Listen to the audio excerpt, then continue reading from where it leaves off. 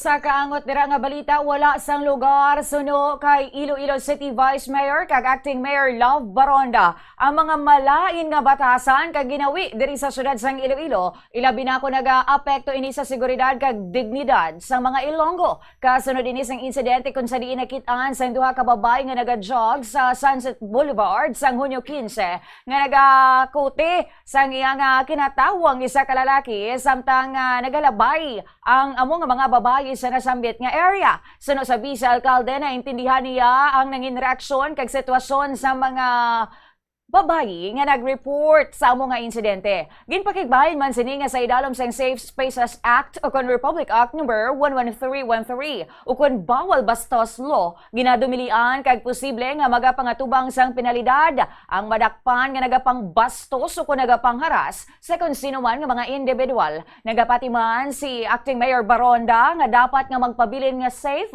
ang Sunset Boulevard para sa mga magpamilya nga luyag maglagaw kag amo man sa mga individual nga luyag lang magpahuway kag magpatigayon sa maayo nga mga aktibidad.